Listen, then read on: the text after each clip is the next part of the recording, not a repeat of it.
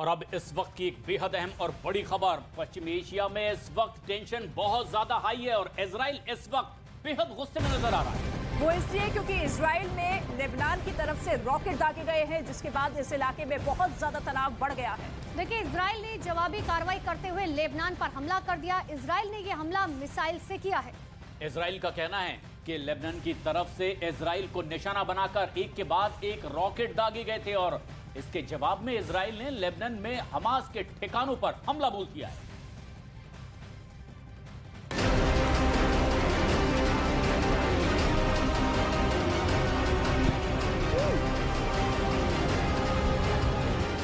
इस वक्त middle east में बहुत तनाव है। किसी भी वक्त वहां कुछ भी बड़ा हो सकता है। इजरायल के F-16 फाइटर विमान बम बरसा रहे हैं। इजरायल के रक्षा मंत्रालय ने F-35 फाइटर विमान को स्टैंड बाय पर रहने के लिए कह दिया है। साफ है, पश्चिम एशिया में भड़की ये चिंगारी कभी भी आग में बदल सकती है। इजरायल ने एयर डिफेंस सिस्टम आयरन डोम को एक्टिव कर दिया है। इस वक्त पूरा इजरायल हाई अलर्ट पर है।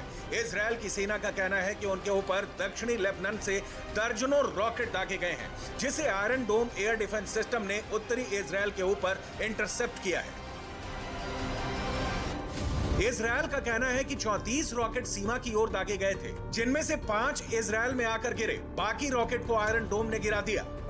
इस हमले में 2 लोग घायल हुए थे और कई इमारतों, वैन और गाड़ियों को नुकसान पहुंचा था। इजरायल ने इस हमले के लिए फिलिस्तीनी ग्रुप हमास को जिम्मेदार माना था।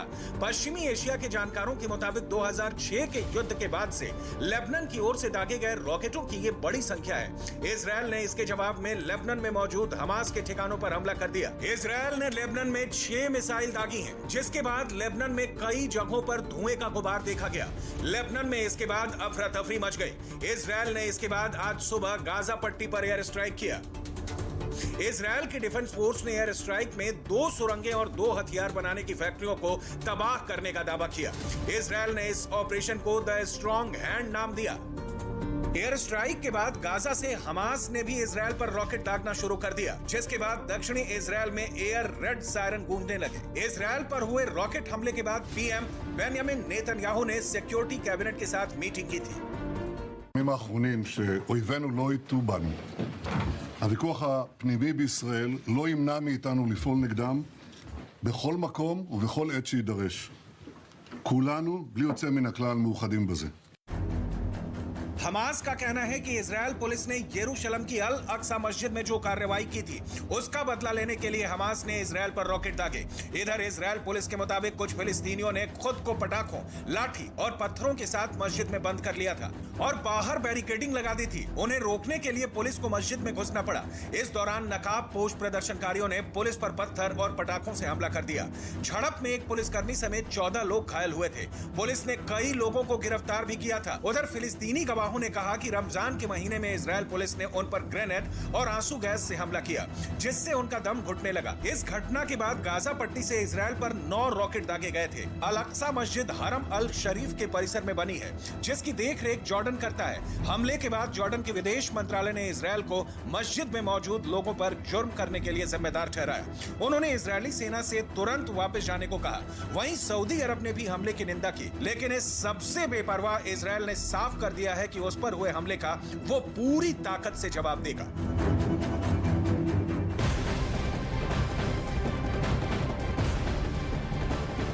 ईरान इजराइल संबंधों की खटास परमाणु बम के विस्फोट तक जा पहुंची है। इजराइल ने खुली धमकी ये दी है कि उस पर खतरा आया तो वो ईरान पर परमाणु बम गिराने में जरा सा भी देर नहीं करेगा।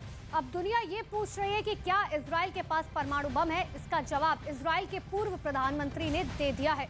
भारी तनाव के बीच एटम बम की धमकी से अब पश्चिम एशिया में एक चिंता की लहर दौड़ गई है।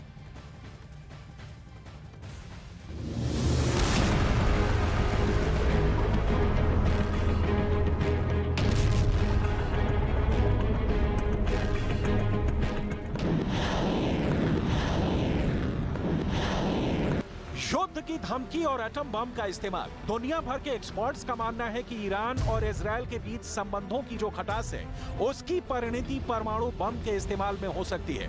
तो क्या महायुद्ध में अब तक रूस जिस एटम बम को गिराने की धमकी देता रहा, ईरान से खतरा पैदा होते ही इजराइल ईरान पर एटम बम गिरा देगा?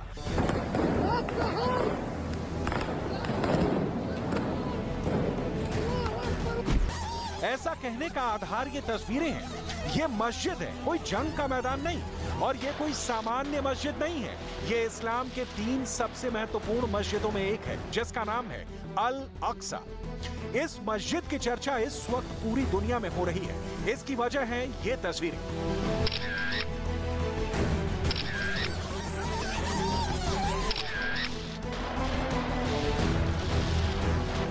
मस्जिद के अंदर इजरायल की फोर्स ने भयंकर बम गोले चलाए, फायरिंग हुई।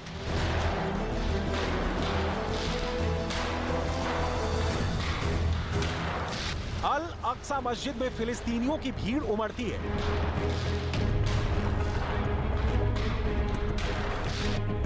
यहां इजरायल के खिलाफ आखिरी दम तक लड़ने की कस्में खाई जाती हैं। लेकिन इस बार रमजान के महीने में यरूशलेम युद्ध का मैदान बन गया। इजरायल की कार्रवाई के खिलाफ पूरा फिलिस्तीन उठ खड़ा हुआ है। वैसे तो ईरान और इजरायल के बीच तनाव की कहानी सालों पुरानी है, लेकिन इस साल की शुरुआत से ही मामला बहुत गंभीर होता जा रहा है। लोग तो प्रदर्शन कर ही रहे हैं। फिलिस्तीन के चरमपंथी संगठन हमास ने इजरायल को मस्जिद में घुसकर हमला नहीं करने की चेतावनी दी, लेकिन इसका कोई असर इजरायल पर नहीं हुआ। उल्टे इजरायल ने दोबारा अल अक्सा मस्जिद में फोर्स भेज दी। यरूशलेम में इस वक्त हालात तनावपूर्ण बने हुए हैं। इस बीच मस्जिद में सेना के घुसने का एक वीडियो क्लिप सामने आया है, जिसमें हथियारबंद जवान मस्जिद के भीतर घूमते नजर आ रहे हैं। ईरान इजरायल के संबंधों के बीच चौड़ी दरार की 5 वजहें समझ लीजिए। इससे आपको युद्ध की चिंगारी दोनों देशों के बीच कितनी भड़की है अंदाजा हो जाएगा। पहली वजह, साल 1979 में ईरान की क्रांति ने कट्टरपंथियों को सत्ता में आने का मौका दिया और तभी से ईरानी नेता इजरायल को मिटाने की बात करते रहे हैं। दूसरी वजह, ईरान इजरायल के अस्तित्व को स्वीकार नहीं करता है और उसका कहना है कि इजरायल ने मुसलमानों की जमीन पर अवैध कब्जा कर रखा है। तीसरी वजह, दूसरी तरफ इजरायल भी ईरान को एक खतरे के तौर पर देखता है। इजरायल ने हमेशा ही ये कहा है कि ईरान के पास परमाणु हथियार नहीं होने चाहिए। चौथी वजह, सीरिया में ईरान की मौजूदगी। पांचवी वजह, इजरायल का ईरान पर आरोप है कि ईरान गुपचुप तरीके से लेबनान में विद्रोहियों को हथियार दे रहा है। लेबनान इजरायल का पड़ोसी देश है। दुनिया के मानचित्र पर इजरायल का नक्शा देखकर आप उसके संघर्ष वाले इतिहास को समझ सकते हैं। इजरायल अरब की भूमि पर यहूदियों का देश है। यही कारण है कि इजरायल ने अपने अस्तित्व में आने के बाद से ही मिसाइलों और हथियारों के ऐसे जखीरे का निर्माण करना शुरू किया जो एक साथ अरब के अपने सारे दुश्मनों पर अटैक कर सके। इस काम में अमेरिका ने उसकी मदद की, और ये इसलिए कि ईरान जैसे देश को रोकने के लिए अरब देश में इजरायल जैसा मित्र होना जरूरी था। तो ईरान इजरायल भिड़ते हैं तो खेमेबंदी समझिए, क्योंकि युद्ध की सूरत में नुकसान सिर्फ ईरान या इजरायल का नहीं होगा।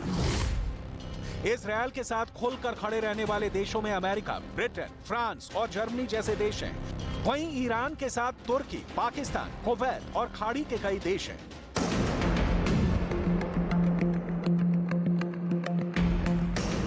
तो युद्ध की डिग्री क्या होगी समझ लीजिए। सीरिया में बार बार इजरायल की कार्रवाई के बाद भड़का ईरान बदले की फिराक में है।